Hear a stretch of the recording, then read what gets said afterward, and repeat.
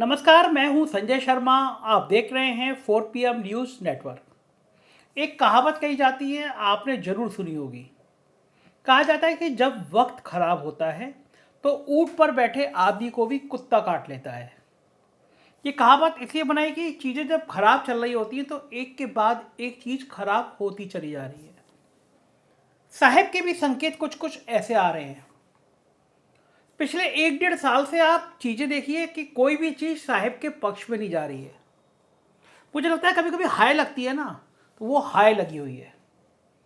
किसान आंदोलन में जो 700-800 किसानों की मौत हुई है ना, वो लगता है मुझे वो सत्ता पे बहुत ज़्यादा आह लगी है।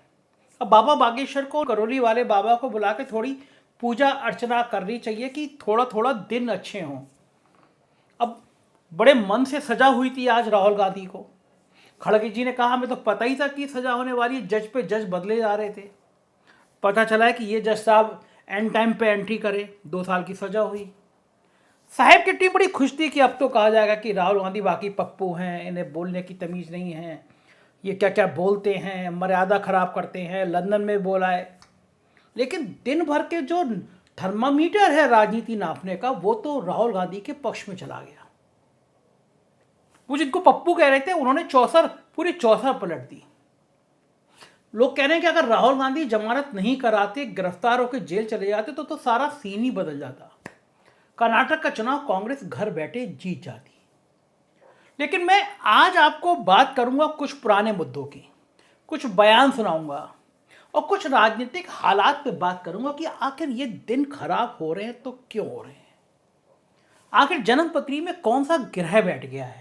क्या शनि की 7.5 शुरू हो गई है क्या कि जो एक के बाद एक चीजें बिगड़ रही है? तो मैं आपको अतीत से शुरू करता हूँ। वो 2015 का तक ले चलता हूँ, आपको 2015 के साल में ले चलता हूँ। तब प्रधानमंत्री नरेंद्र मोदी जी ने बिहार की एक सभा में कहा था कि नीतीश कुमार का डीएनए ही खराब है। अब आप खुद सोचिए, 2 मिनट को शांत होकर सोचिए।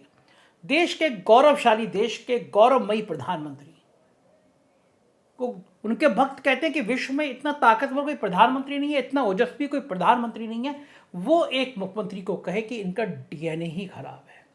पता, इससे भद्दी और आपत्तिजनक भाषा कोई नहीं हो सकती, मेरा दावा है।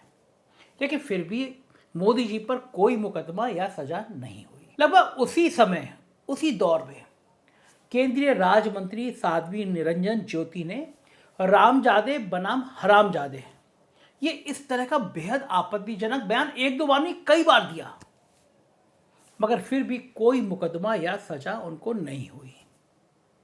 ठीक इसी तरह से केंद्रीय मंत्री और भारतीय जनता पार्टी के नेता प्रेम कुमार धूमल के साहबजादे, केंद्रीय मंत्री अनुराग ठाकुर, चमकता हुआ चेहरा, डिजाइनर कपड़े, जान गए ना, पहचान गए ना। उन्होंने भरी जनसभा में मंच से कहा कि देश के गद्दारों को गोली मारो सालों को।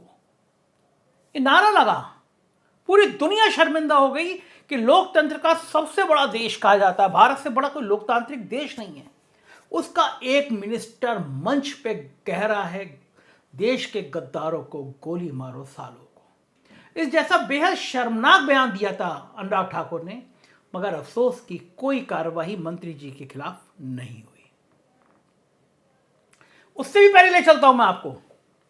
2012 में तो शशि थरूर की पत्नी सुनंदा पुष्कर पर निशाना साधते हुए गुजरात के मुख्यमंत्री थे साहेब, नरेंद्र मोदी जी ने 50 करोड़ की गर्लफ्रेंड जैसा बेहद घटिया बयान दिया था, मगर तब भी कोई कार्रवाई नहीं हुई। खुद प्रधानमंत्री नरेंद्र मोदी जी ने कांग्रेस की विधवा जैसे शब्दों का प्रयोग किया था, लेकिन फिर भी कुछ नहीं हुआ। एक बार तो भारतीय जनता पार्टी के नेता थे प्रमोद महाजन, कैशियर वेशियर सारा लेन देन दूसरे अमर सिंह थे। अब नहीं है तो उन पर कुछ कमेंट करना ठीक नहीं है। उनके सगे भाई ने उनकी हत्या कर दी थी, पैसों का लेन देन था। तो वो जो प्रमोद महाजन थे, उन्होंने सोनिया गांधी की तुलना मोनिका लेविंस्की से कर दी थी। जानते होंगे मोनिका लेविंस्की सेक्स कांड में पूरी दुनिया उनको पहचानती थी। अब बताइए, कोई मिनिस्टर इस तरह सोनिया गांधी की तुलना मोनिका लेविंस्की से कर रहा है, लेकिन फिर भी कोई कार्रवाई इस देश में नहीं हुई। मगर आज जो कुछ भी राहुल गांधी के साथ हुआ, उसने भारतीय राजनीति में ना भूतो ना भविष्यति, ना पहले कभी हुआ ना कभी आगे हो सकता है, इस जैसी लकीर खींचने का काम कर दिया। राहुल गांधी के एक चुनावी संबोधन में दिए गए बयान को लेकर उन्हें 2 साल की सजा सुनाई गई। आखिर क्या कहा था राहुल गांधी ने, मैं आपको सुनवाता हूं। ये भाषण सुन लीजिए जो कर्नाटक के दौरे में, कर्नाटक के मंच पे, चुनावी मंच पर राहुल गांधी ने कहा था। सुनिए। आपसे कहते हैं काले धन के खिलाफ लड़ाई, आपको धूप में बैंक की लाइन के सामने खड़ा करते हैं, आपके जेब में से पैसा निकाल के बैंक में डालते हैं और फिर आपको पता लगता है कि आप ही का पैसा नीरव मोदी उठा के भाग गया। 35,000 करोड़ रुपए आपकी जेब से निकालकर उसकी जेब में। मेहुल चौकसी, ललित मोदी। अच्छा, एक छोटा सा सवाल, इन सब के नाम, इन सब चोरों के नाम मोदी मोदी मोदी कैसे हैं? नीरव मोदी, ललित मोदी, नरेंद्र मोदी, और अभी थोड़ा ढूंढेंगे तो और बहुत सारे मोदी निकलेंगे। सुना आपने, एक व्यापारी, एक बिजनेसमैन सैकड़ों करोड़ रुपए लेकर देश से भाग गया। कई भागे। अभी पिछले दिनों में चौकसी जी के लिए इंटरपोल ने अपना नोटिस ही वापस कर लिया। मतलब अब मेहुल चौकसी भारत के अलावा दुनिया में कहीं घूमेंगे। क्या स्थिति हो गई है भारत की? यहाँ का हजारों करोड़ रुपए लेके भागे हुए व्यक्ति का इंटरपोल नोटिस वापस कर देता है। हम कुछ कर नहीं पाते। आपने देखा होगा राहुल गांधी ने नीरव मोदी, ललित मोदी जैसे भगोड़ों पर टिप्पणी की थी, लेकिन उस मामले को तिल का ताड़ बना दिया गया। इसको देखकर मुझे कई बार यह भ्रम हो जाता है, क्या मोदी शब्द कोई असंसदीय शब्द है, पार्लियामेंट में ना बोलने वाला शब्द जिसको लेकर इतना बवाल हो रहा है? क्योंकि इस तरह का जो शब्द होता है, जो असंसदीय शब्द होता है, उसको बोलने पर ही बवाल होता है। अब आपको संसदीय शब्दों से जुड़ा मैं एक बहुत मजेदार किस्सा सुनाता हूं। पहले संसद में गोडसे और शकुनी, इन शब्दों को भी असंसदीय शब्दों की श्रेणी में रखा जाता था। मतलब आप ये हाउस में ये शब्द प्रयोग में नहीं कर सकते। लेकिन बाद में जब गोडसे सरनेम और शकुनी नाम वाले व्यक्ति लोकसभा पहुंचे तो बड़ी परेशानी हो गई। तब इन शब्दों को असंसदीय शब्दों की श्रेणी से हटा दिया गया। अब ऐसे में सवाल उठता है कि राहुल गांधी के मोदी शब्द के इस्तेमाल पर इतनी आपत्ति क्या हो गई, जबकि ये तो शब्द संसदीय है, मोदी जी प्रधानमंत्री हैं। और ध्यान दीजिए, यह बात राहुल गांधी ने 2019 में कही थी, और उस दौर को यदि आप याद करेंगे तो आपको पता चलेगा कि चारों तरफ मोदी मोदी की गूंज हो रही थी। बैंक फ्रॉड के मामले में नीरव मोदी और मुकेश मोदी की चर्चा थी, तो आईपीएल के मामले में ललित मोदी की भयंकर गूंज हो रही थी। लोकसभा चुनाव चल रहा था तो स्वाभाविक है कि नरेंद्र मोदी भी चर्चा में थे। मेरे एक मित्र ने उस समय मजाक में कहा भी था कि यदि आज के दौर में हम आपके हैं कौन फिल्म, याद है ना वो फिल्म माधुरी दीक्षित और सलमान खान वाली, उसने कहा कि अगर आज के दौर में ये पिक्चर बनी होती तो उस गाने के बोल होते, हाय राम मोदियों का है जमाना। लेकिन अब यही मोदी बोल राहुल गांधी की सजा मुकर्रर करवा चुके हैं। ऐसे में सवाल उठता है कि इस पूरे प्रकरण पर राहुल गांधी या भारतीय जनता पार्टी को क्या हासिल हुआ। तो मैं आज आइए इस वीडियो में आपको ये समझाने की कोशिश करता हूं। पिछले कुछ दिनों से राहुल गांधी के ऑक्सफोर्ड यूनिवर्सिटी में दिए गए बयान को लेकर भारतीय जनता पार्टी के लोग उनसे माफी मांगने की मांग कर रहे हैं, लगातार कर रहे हैं। लेकिन इस माफीनामे की मांग के बीच खुद मोदी जी के कई पुराने बयान उभर कर सामने आ गए, जिसमें एक बयान में तो मोदी जी ये भी कह रहे हैं कि भारत में पैदा होने वाले लोग ये सोचते थे कि कौन सा पाप किया है जो यहां पे पैदा हो गए। मोदी जी के इस भाषण को मैंने खुद सुना, मुझे बहुत निराशा हुई, दुख पहुंचा, क्योंकि मुझे तो कम से कम अपने मुल्क पर बहुत गर्व है। फख्र है कि मैं दुनिया के सबसे खूबसूरत देश में पैदा हुआ हूं। मुझे ऐसी कोई शर्म नहीं आई कि मैं कहूं कि मैं कहां पैदा हो गया। लेकिन इस प्रकरण की क्रोनोलॉजी पर नजर डालें तो आपको समझ में आ जाएगा कि जब से गांधी परिवार ने कांग्रेस की कमान छोड़ दी है, तब से भारतीय जनता पार्टी का आत्मविश्वास बुरी तरह हिला हुआ है। भाजपा के लोगों को लग रहा है कि कहीं चुनाव में दलित नेता खड़गे जी गले ना पड़ जाएं। फिर क्या होगा उस चुनावी हिंदुत्व का? क्या होगा उस शहजादे वाले नैरेटिव का? क्या होगा उस चाय वाले मास्टर स्ट्रोक का? और क्या होगा उस पिछड़े कार्ड का, जिसे नीतीश जी पहले ही जाति जनगणना के मुद्दे से निस्तेज करते हुए नजर आ रहे हैं। लग रहा है कि एक बहुत बड़ी क्रांति हो जाएगी अगर बिहार में जाति जनगणना पूरी हो गई। लिहाजा अब राहुल गांधी पर अटैक लगातार बढ़ रहा है। अब चूंकि भारत जोड़ो यात्रा ने उनकी अलग और पॉजिटिव छवि बना दी है, तो उनके खिलाफ कोई सीधा मुद्दा मिल नहीं पा रहा।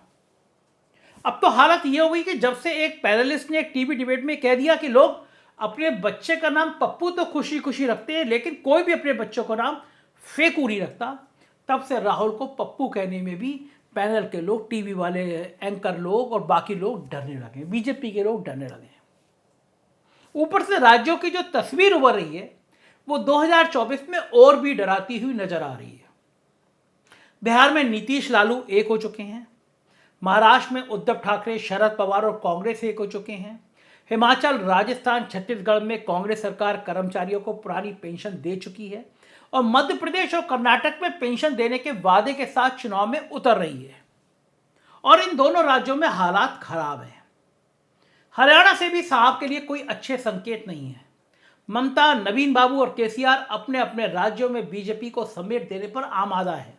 अब ऐसे में भाजपा सिर्फ उत्तर प्रदेश, गुजरात, उत्तराखंड और आसाम के बूते लोकसभा में क्या कर पाएगी, ये सवाल साहिब और उसके दोनों टास्क मास्टरों को खाया जा रहा है और इसी बौखलाहट का नतीजा है कि जो राहुल गांधी 2024 में कांग्रेस के कोच की भूमिका तक खुद को सीमित रखना चाहते हैं, अब बीजेपी उन्हें जबरदस्ती कप्तान बनाने पर उतारू है। अरे भाई, कप्तानी तो उनके परिवार ने छोड़ दी और खड़गे साहब को दे दी, फिर आप उनसे क्यों नहीं टकरा रहे हैं? लिहाजा राहुल गांधी को केंद्र में रखकर विसार बिछाने की भाजपाई रणनीति को भांपकर जब खुद राहुल गांधी ने खुद को सत्ता की होड़ से पीछे कर लिया है, तो फिर उन्हें कभी माफी मांगने के बहाने तो कभी 4 साल पुराने बयानों पर घेर कर केंद्र में केंद्र में रखने की जो कोशिशें हो रही हैं, इसका राजनीतिक मकसद आप सभी समझ सकते हैं। सूरत की डिस्ट्रिक्ट कोर्ट के फैसले से राहुल गांधी सत्ता की होड़ के केंद्र में तो नहीं आएंगे, लेकिन राजनीतिक चर्चा के केंद्र में बने रहेंगे। सवाल यह है कि क्या क्या भविष्य में होने वाला जा रहा है, ये बहुत ज्यादा परेशानी साहिब के लिए पैदा हो रही है। कुल मिलाकर राहुल को बलि का बकरा बनाने की कोशिश में साहिब और उनकी टीम जुट गई है। प्लान कर रहे हैं कि क्या करें कि राहुल गांधी ही मेन स्ट्रीम में आए, खड़गे पीछे रहे। भाजपा के हाथ पूरे घटनाक्रम में जलते हुए ही नजर आ रहे हैं। कहीं ऐसा ना हो कि जिस खड़गे से भाजपा वाले डर रहे हैं, कहीं राहुल उस डर को वास्तविकता में बदलने वाला ऐलान ना कर दें। बीजेपी डर रही है कि कांग्रेस ने अगर ऐलान कर दिया कि हम देश को एक दलित प्रधानमंत्री देना चाहते हैं, खड़गे जी हमारे अगले प्रधानमंत्री होंगे, और ये माना जा रहा है कि कर्नाटक के चुनाव नतीजों के बाद ये ऐलान हो सकता है। भारतीय जनता पार्टी को लग रहा है कि अगर ये ऐलान हो गया तो दलितों के बीच में बढ़ती हुई चेतना क्रांति ना कर दे। दलित नाराज हैं, दलित परेशान हैं, दलित बेचैन हैं। खड़गे का बयान बीजेपी की रातों की नींदें उड़ाए हुआ है। राहुल गांधी को घेरने की कोशिश में चौसर पिछाई तो बहुत अच्छी थी, लेकिन प्यादे साहब के ही पिटते हुए नजर आ रहे हैं। क्या होगा राजनीति की खबरें जानना हो तो देखते रहिए 4PM न्यूज नेटवर्क। यही चैनल है जो आपको सच बताएगा। हमारे कुछ और राज्यों में चैनल हैं, 4PM UP, 4PM Bihar, 4PM Gujarat, 4PM Karnataka. इन्हें भी सब्सक्राइब करिएगा। शुक्रिया, थैंक यू।